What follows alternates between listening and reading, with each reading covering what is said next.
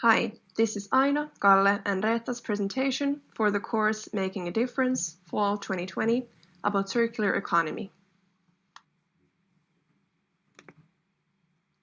This is the agenda for our presentation. We will begin by introducing the three selected case companies, as well as assessing circularity in their business, and also making comparisons across the organizational boundaries.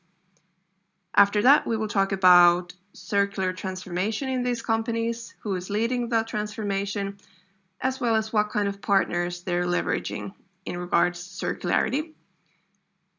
After that, we will have some recommendations for all three companies and also recommendations across the organizational boundaries. And finally, we will conclude by assessing how Finland is coping in regards to circular economy and giving some policy suggestions for political decision makers. The first case company we decided to research further is called Kuitu.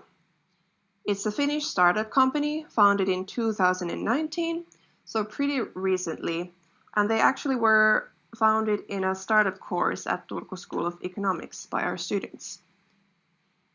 And Kuitu's goal is to create items that can live through generations. And with that, they're really challenging the unsustainable fast fashion industry by making more sustainable products. What Kuitu's founders noticed and what motivated them to start the company is that young people prefer high-quality products and really want to follow fashion trends, but there actually aren't that many options to choose from in the market. For their products, Kuitu is using upcycled surplus materials or waste products. And for example, the handbag in this picture is made from cutting surplus of wetsuits. As our second company, we have Altia, which is a Nordic alcoholic beverage brand company operating in Nordic and Baltic countries. It is partially owned by the Finnish state development company Vake. Although Altia was officially founded in 1999, it traces its roots all the way to 1888 to a yeast plant. They center their current purpose around the phrase, "Let's drink better," a comprehensive idea for a more responsible drinking culture. This includes focusing on better quality and smaller quantity of drinks in a more social and environmentally friendly manner. Their product portfolio features many well-known Finnish product brands, such as Koskenkorva, Jaloviina, Leijona, Blossa, and Chill Out. In addition to beverages, Altia sells industrial products such as industrial ethanols and barley starch, which are produced as byproducts.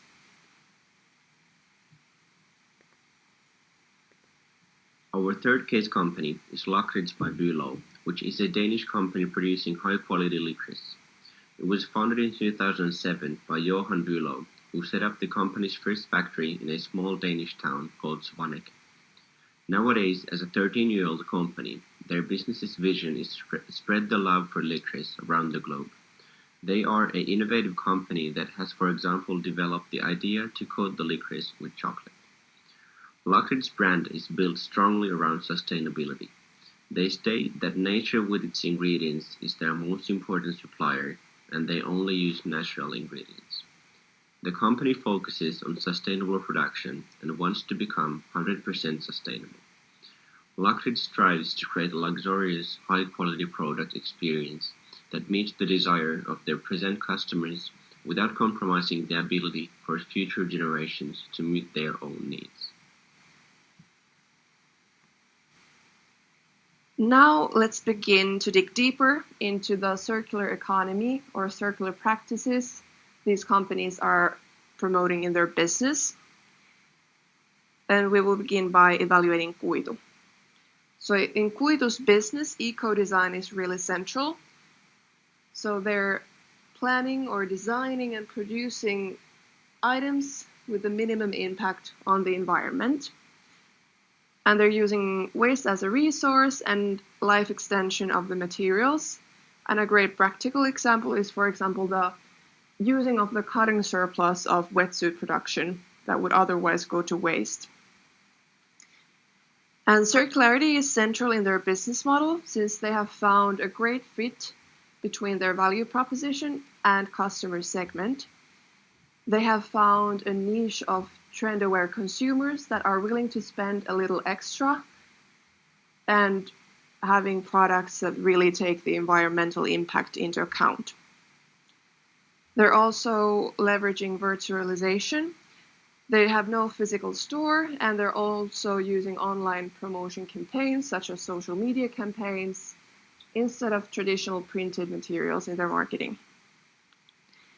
And regarding their value chains or supply chains, they're also making their products in this assemble to order practice.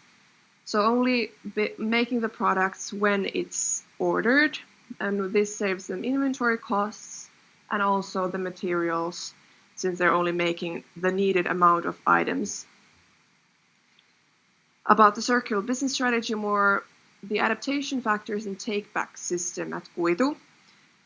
Kuitu doesn't really have a proper take-back system, so what happens to the product after the consumer doesn't want to use it anymore? At least it's not told on Kuitu's website, but this is something to take into account. And regarding the adaptation factors, Kuitu's team of 4 is a great resource in researching new innovative materials to continuously improve their practices.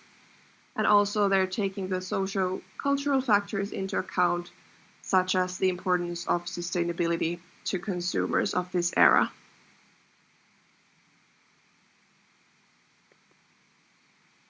Then moving on to Altia.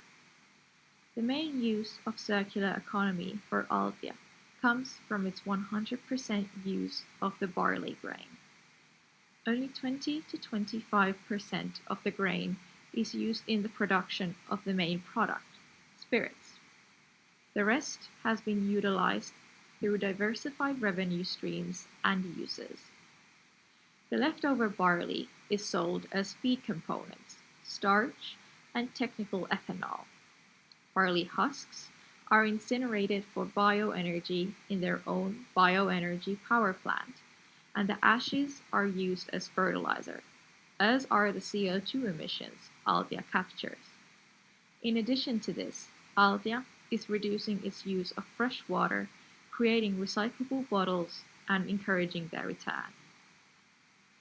These circular goals and strategies are a big part of Altia's sustainability goals.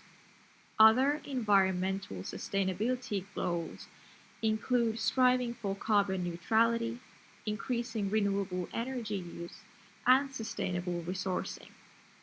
There are also social aspects, like increasing low and non-alcoholic drink portion of the whole drink portfolio, promoting responsible drinking, work safety, and work-life quality.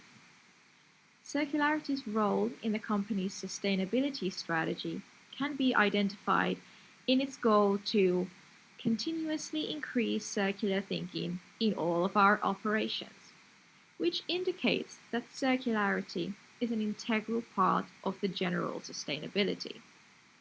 That is why it is safe to assume that where sustainability is mentioned, circular economy also plays a part. Altia has 4 corporate strategy points, of which 1 relates to sustainability. Altia views its sustainability profile as its differentiating element. Sustainability is also seen as one of its 2 main expertise. This seems to indicate that circularity is far more than just an afterthought for Altia. A different point of view can be gained through Altia's business model.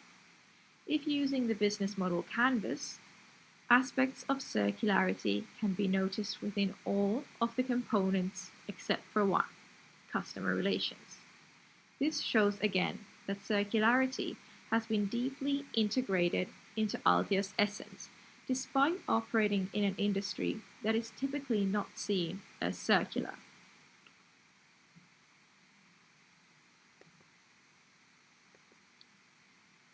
Lockheed's business model is totally dependent on globally healthy and sustainable nature, which is why its circular economy activities are deeply embedded in their business strategy.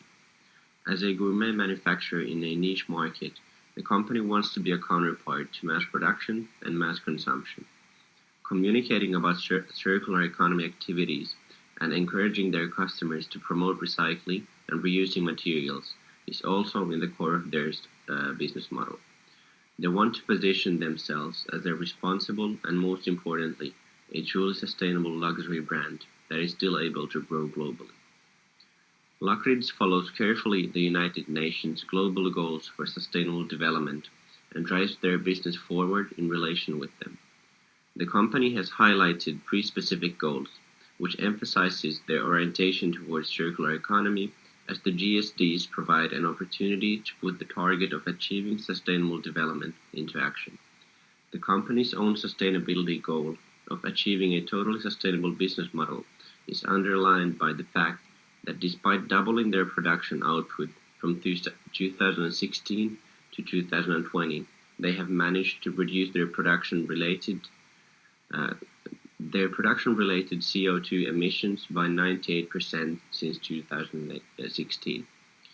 All in all, Lockheed is extremely transparent concerning their sustainability goals and activities related to circular economy. Their whole business model is based on circularity, and they are using it as a competitive advantage.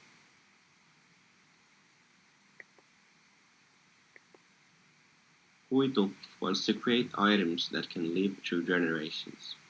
Using waste as a resource underlines the circularity in their business model.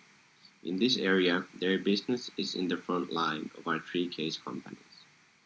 Altia's circular goals and strategies discussed earlier are a big part of the company's sustainability goals. However, their other sustainability goals include striving for carbon neutrality, increasing renewable energy use, and sustainable resourcing. Kuitu and Lockheed are way further in their circularity activities as their business's core revolves around sustainability.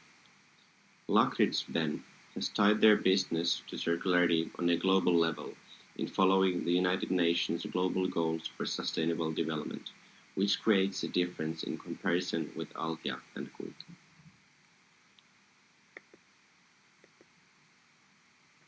Kuitu's main partners include companies that are highly innovative. The materials in their products are sourced from innovative partners, and they also use their partners for new material innovations. Kuitu has been leveraging their network of partners since being founded, and thus partners play a key role in Kuitu's value creation. Altia's main partners in circularity are its Finnish farm product suppliers. It provides its farmers with barley ashes used in field fertilization and captured CO2 emissions for greenhouse cultivation. Altia also educates and encourages its farmers to practice carbon farming, which is a form of cultivating the land in a way that binds more CO2 into the soil. Suomen Palautuspakkaus Oy and similar companies are not Altia's partners, but Altia relies on them heavily to carry out some of its circular goals. Lockheed by Bülow carefully sources all their ingredients from only the best selected suppliers to ensure the highest quality and a sustainable production chain. Additionally, they utilize their reach as a company to support selected organizations and projects that make a difference regarding the global goals for sustainable development. Lockheed by Bülow's main idea is that the goals can only be met if they work together with suitable partners. Choosing the right partners and establishing close relationships is crucial for our sustainable development and future. What comes to circular transformation and the most important partners of our three case companies, there are many similarities but differences as well. Kuitu and Lockheed have been focusing on promoting circularity since being founded, and it is central to their overall business idea, whereas circular economy is mentioned for the first time in Altia's annual report in 2007, even though the company was founded in 1999. In addition, compared with Kuitu and Lockheed, Altia does not partner as actively with companies promoting circularity. Instead, they are encouraging their main partners towards circular activities, whereas Kuitu and Lockheed's main partners already engage actively in circular transformation. Furthermore, Lockheed is the only one to include promoting circularity through supporting their partners in their circular transformation as a priority. Having studied the business models and circularity at all three companies, we came up with recommendations how they could further improve circularity in their business. We will first go through each company individually and then provide some recommendations across the organizational boundaries. And we will begin by evaluating Kuitu. And the recommendation we wanted to give them is that they should fix the lack of a proper take-back system and reverse logistics. So they should consider what happens to the product after it is no longer used. So taking care of the entire life cycle of the product, not only when it ends up with the customer, but what happens to it after it. And what they could do, for example, is to bring back used products from the customers and selling them at a more affordable price, or giving discount for the next purchase of the customer when they return a used item to Kuitu. Even though it's common in Finland to sell clothing or accessories at second-hand stores, it still remains the responsibility of the customer if they wish to do so. So Kuitu should definitely encourage them to recycle the products. As for Altia, the recommendations we came up with is to really focus on the packaging and using renewable materials. Based on our research, they have recognized that it is possible and they should definitely do that in the near future. Some reasons that could be that they haven't yet done so could be the lack of technological know-how or lack of processes and practices that they have not established yet. And also, they should leverage the advancements of Finland. For instance, the recycling rates are better in Finland than Estonia, comparing 99.9% in Finland and 81.3% in Estonia. So they should definitely capitalize on the advancements of Finland and, for example, bring them to other countries. As for Lakritz by Bülow, the preservation of natural resources should be done with a larger emphasis. For instance, as for Altia, the percentage of renewable materials could be higher. There are already renewables used, what's not the case in Altia, but still they could focus on increasing the share of renewable materials used in their packaging. As for recommendations across organizational boundaries, really the case of Kuitu and Lakritz, they should bring the take-back system and focusing more on what happens after the consumer doesn't use the product anymore, whereas Altia has a take-back system of the recycling of bottles. That is done with a partner, so really the network and the institutional network supports the take-back system of Altia. And as for Altia and Lakritz, there is still room for improvement in using more renewable materials in packaging, so this could be even further developed.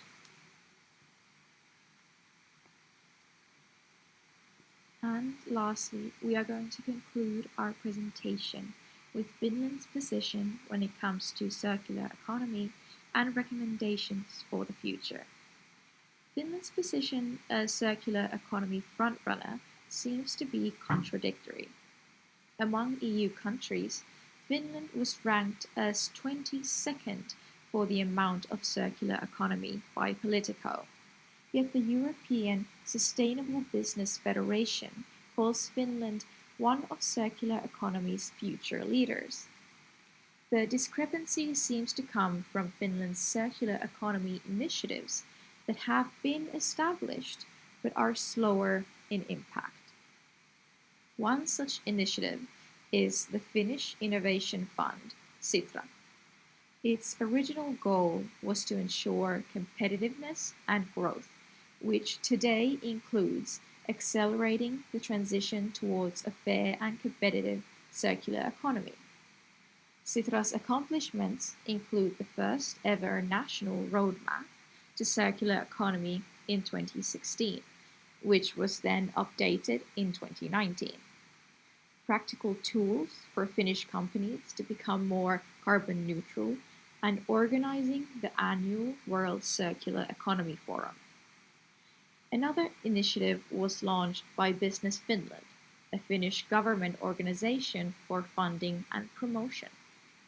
They launched the 4-year Bio and Circular Finland program, which has the goal of increasing exports of bio and circular economy solutions. Business Finland gives 150 million euros of the program's total 300 million euro funding.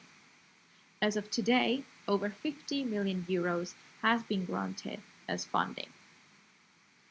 So, what are some of the issues in the way of Finland becoming a circular economy frontrunner? Looking more closely at Politico's Circular Economy Index, Finland is ranking average to below average in most of the 7 indicators. The minority indicator is the share of goods traded that are recyclable raw materials, where Finland came in dead last. In addition to Politico's index, another indicator where Finland ranked among the 6 worst in the EU was Eco-Innovation Index Resource Efficiency.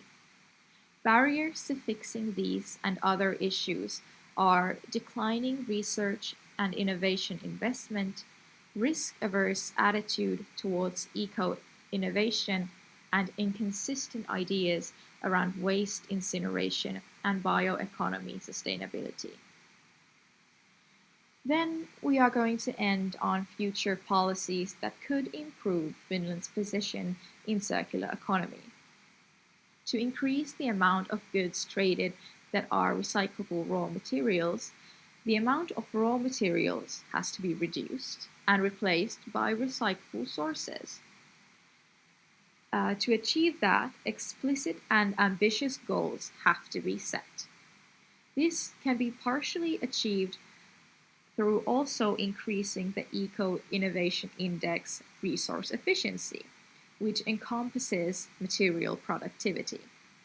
But here's the tricky part. Finland is already among the EU's top eco-innovators. The problem is that the benefits are felt on the socio-economic outcomes instead of the resource efficiency outcomes. This means that more attention has to be given to productivity compared to value. As for more clear-cut recommendations, Finland should introduce tax incentives to encourage circular thinking, maintenance, repairment, and crowdsourcing services and second-hand products. Something like this has already been experimented on with minor repairing services relating to bicycles, shoes, leather goods, clothing, and household linen. That experiment ended, but new ones should be put to test.